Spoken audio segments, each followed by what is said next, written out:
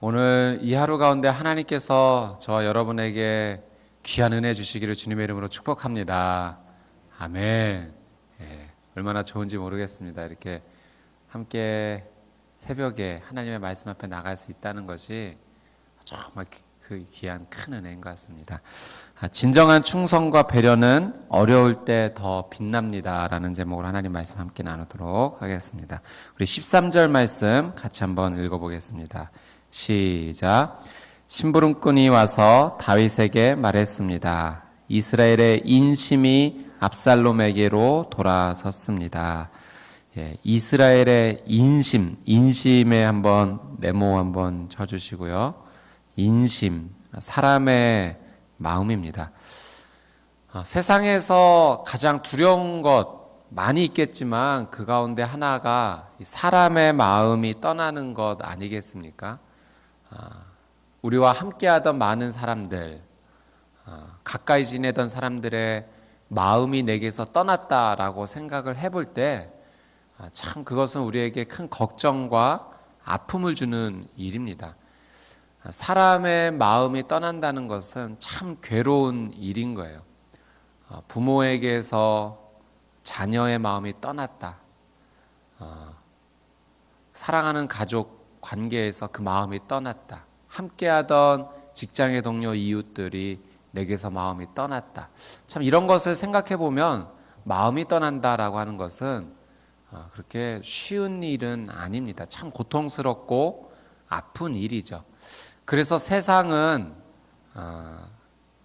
많은 사람들에게 사람의 마음을 얻을 수 있도록 노력해라 라고 이야기를 합니다. 지금 다윗에게는 가장 큰 어려움이 닥친 것 같습니다. 이스라엘의 마음이 압살롬에게 돌아섰기 때문에 그렇죠. 세상은 사람의 마음을 얻으면 많은 것을 얻을 수 있다고 합니다. 그래서 그토록 많은 사람들이 사람의 마음을 얻고자 노력하는 것 같아요. 특별히 요즘은 또 육사 지방선거가 또 있고 그래서 많은 정치가들이 사람의 마음을 얻고자 굉장히 많은 노력을 합니다. 사람의 마음을 얻을 수만 있다면 많은 것을 할 수 있고 얻을 수 있기 때문에 그렇습니다. 세상은 사람의 마음을 얻으면 나라를 이룰 수 있다라고 이야기를 하죠.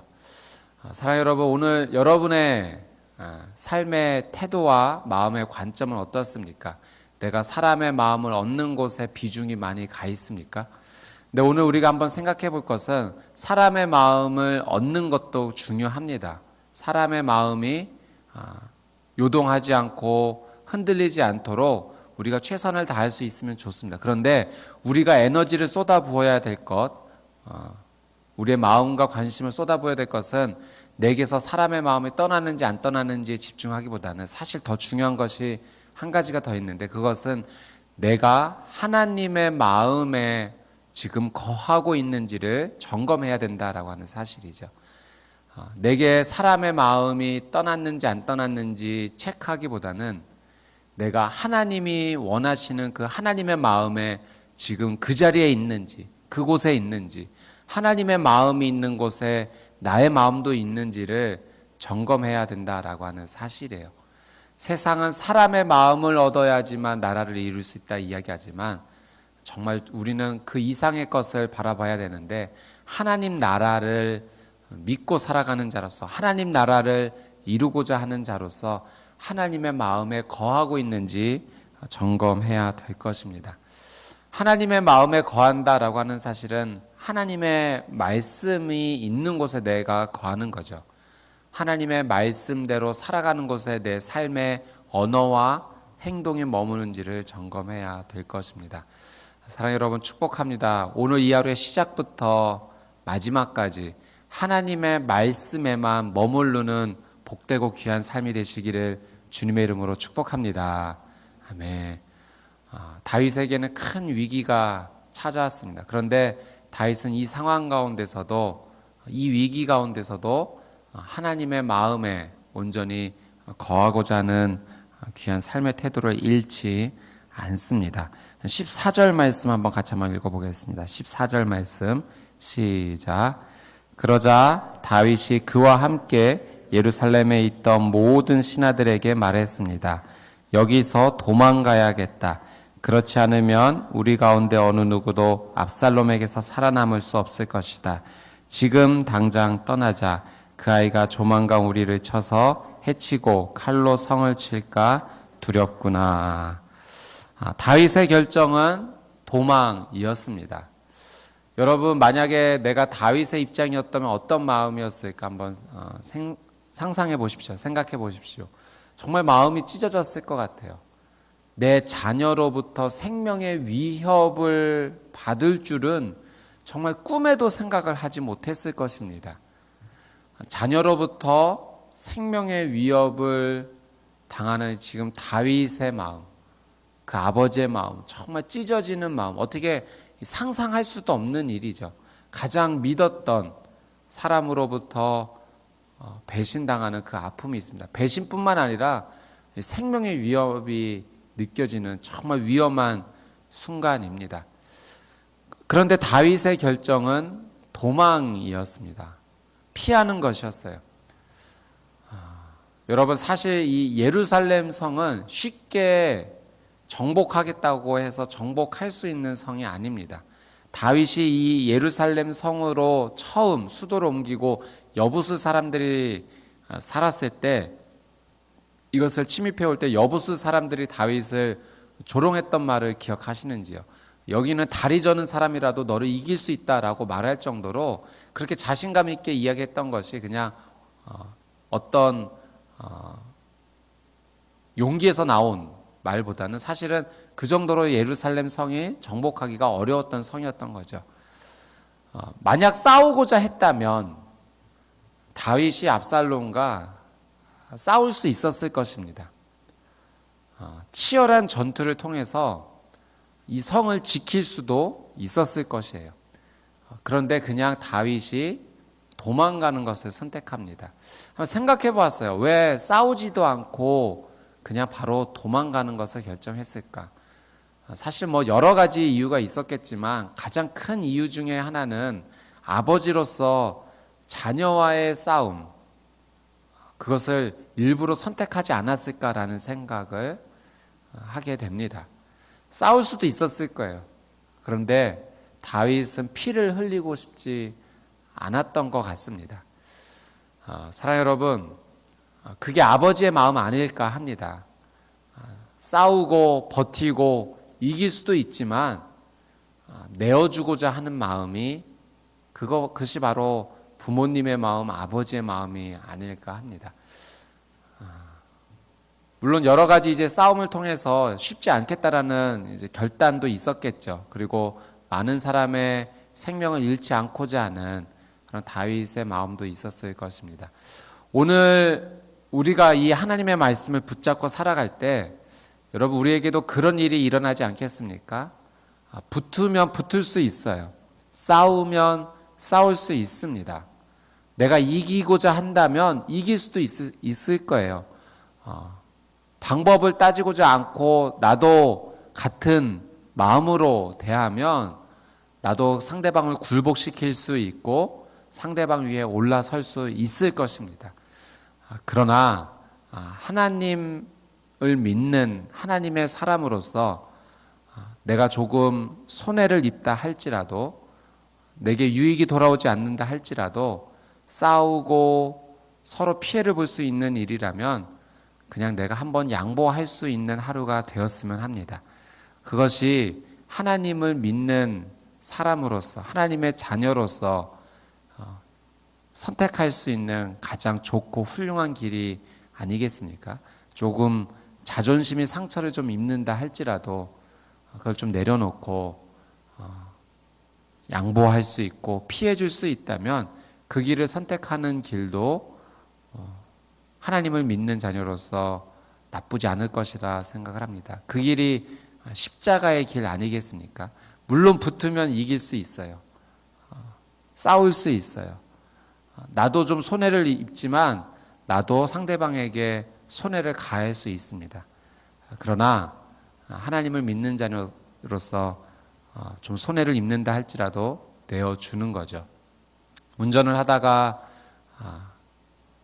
누가 예의 없게 끼어든다 할지라도 크락션 누를 수 있죠. 예, 표현할 수 있습니다. 나 지금 화났다. 그런데 한번 참아주는 거예요. 양보해 주는 거예요. 누군가가 나에게 정말 내 자존심에 상처를 입는 말을 할 수 있습니다. 똑같이 받아칠 수 있죠. 그러나 참아주는 겁니다. 넉넉하게 받아주는 것입니다. 마태복음 산상수훈 말씀에 온유한 자는 복이 있나니 저가 땅을 기업으로 얻을 것이며 라고 예수님께서 말씀하셨습니다. 오늘 우리가 걸어가야 될 길, 그 온유함의 길을 한번 걸어갔으면 좋겠습니다. 세상은 싸워야 땅을 차지할 수 있다 이야기하지만 하나님 나라는 온유할 때 그 땅을 기업으로 얻는다라고 합니다. 비록 눈에 보이는 땅이 아닐 수 있습니다. 그러나 눈에 보이지 않는 땅이다 하더라도 하나님께서 우리에게 주시는 땅은 그 이상의 의미가 있는 땅이 될 것입니다. 오늘 이 하루 온유함으로 이 하루를 거룩하게 하나님 앞에 예배함으로 살아가는 저와 여러분의 귀한 삶이 되시기를 주님의 이름으로 축복합니다. 아멘. 이제 도망의 길을 선택하는 가운데 17절 말씀, 18절 말씀해 보니까 모든 신하들이 왕의 옆에서 함께 걷습니다. 근데 특별한 사항이 있는데 18절 말씀해 보니까 그렛 사람과 모든 블렛 사람과 가드에서부터 왕을 따라온 600명의 모든 가드 사람이 왕 앞에서 행진해 갔습니다. 이스라엘 사람들이 아닙니다. 다른 지역 이방 나라에서 온 사람들이 이 다윗 왕과 함께 그 길을 걸어가지고 있습니다. 이런 사실 앞에 다윗이 이렇게 이야기하죠. 우리 19절, 20절 말씀을 같이 한번 읽어보겠습니다. 시작. 왕이 가드 사람 이때에게 말했습니다. 네가 왜 우리와 함께 가려고 하느냐? 돌아가 왕과 함께 있어라. 너는 내 고향에서 망명 온 외국 사람이니 말이다. 내가 온 것이 불과 얼마 전인데 어디로 갈지도 모르는 내가 어떻게 내게 우리와 같이 떠나자고 하겠느냐. 돌아가거라. 내 동포들도 데리고 가거라. 은혜와 진리가 너와 함께 하기를 바란다. 다윗은 이 가드 사람에게 돌아가라라고 이야기를 합니다. 이 가드 사람의 이름이 무엇으로 나옵니까? 이때라고 나옵니다. 이때는 돌아갈 곳이 있는 사람이었어요. 이스라엘 민족이 아니었고 가드 사람이었습니다. 자신이 섬겨야 될 왕이 또 있었습니다. 그러니까 돌아갈 이유가 있는 사람이죠. 돌아갈 곳도 있고 돌아갈 이유도 충분한 그런 사람이었습니다.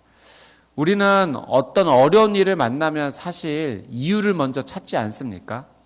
빨리 여기를 벗어나야 될 이유가 없을까라고 성급하게 급하게 이유를 찾습니다. 나 오늘 이것 때문에 못할 것 같아. 나는 어려울 것 같아. 내가 함께 하지 못하는 이유를 찾기에 사실은 우리의 본성이 급합니다. 근데 이때는 돌아갈 곳도 있는 사람이었고 돌아갈 이유도 충분한 사람이었고 본인이 먼저 그 이야기를 하기 전에 다윗 왕이 먼저 넌 돌아가라. 우리나라 민족도 아니고 너가 섬겨야 될 왕도 있고 온 지도 얼마 되지 않았는데 나와 함께 할 필요가 있겠느냐. 나는 어디로 가야 될지도 모르는 사람이다. 그러니 돌아가라 라고 이야기를 했지만 이때는 돌아가지 않습니다. 어떻게 이야기하는가? 21절 말씀 이렇게 이야기합니다. 같이 한번 읽어보겠습니다. 시작. 그러나 이때가 왕께 대답했습니다. 여호와께서 살아계신가? 내 주 왕께서 살아계심을 두고 맹세하는데 내 주 왕께서 계시는 곳이면 어디든 그것이 죽음이든지 생명이든지 상관없이 왕의 종도 거기에 있을 것입니다. 떠나지 않겠습니다. 왕과 함께 하겠습니다. 그런데 그가 여호와의 이름을 언급하면서 맹세를 하죠. 외국 사람이었고 망명 온 사람이었고 그렇지만 다윗 왕과 함께하면서 하나님의 이름을 고백할 수 있는 신앙의 사람이었던 것을 우리는 확인하게 됩니다. 여러분 이때 고백을 가만히 보고 있으면 생각나는 사람이 한 사람이 있습니다. 성경의 인물이죠. 룻입니다. 어머님 저로 하여금 가라 말씀하지 마십시오. 어머니의 하나님이 내 하나님입니다 라고 고백했던 룻.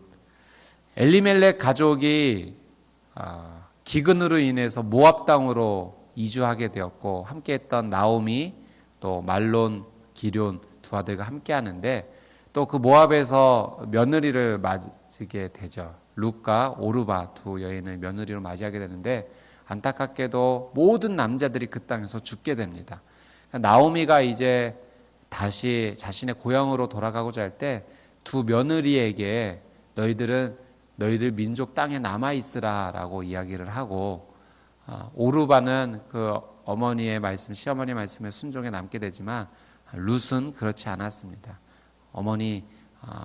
어머니를 따라가겠습니다. 어머니의 하나님이 내 하나님 아니겠습니까? 저로 하여금 남아있으라고 말씀하지 마십시오. 그래서 결론적으로는 그렇게 어머니의 말씀에 순종하지 않고 따라갑니다. 그리고 돌아와서 보아스라는 사람을 이제 만나게 되고 그 가문의 기업을 물을 자로 보아스를 만나게 되고 함께 귀한 가정을 이루어서 그를 통해 난 아들이 오벳이었고 그 오벳의 아들이 이새였고 이새 아들이 누구였습니까? 다윗이었죠. 이 다윗의 가문을 통해서 예수 그리스도께서 오시지 않습니까? 오늘 이때도 그렇고 룻도 그렇고 특별히 유익을 쫓아서 온 것 아닙니다. 힘든 일이에요. 슬픔을 맞은 사람, 고통을 맞은 사람을 떠나지 않았다라고 하는 사실이에요.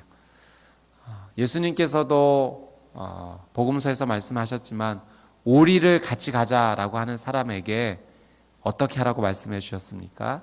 심리를 같이 가주어라. 속옷을 내어달라고 하는 사람에게 겉옷도 함께 내어주라. 요즘 저희가 요즘 사회 이슈 가운데 하나가 의리라고 이야기를 하는데 이때는 참 의리가 있었던 사람입니다. 오늘 이 하루를 살아가면서 이때의 모습을 보면서 하나님의 백성으로서 우리는 의리를 한번 좀 생각을 해봐야 될 것입니다.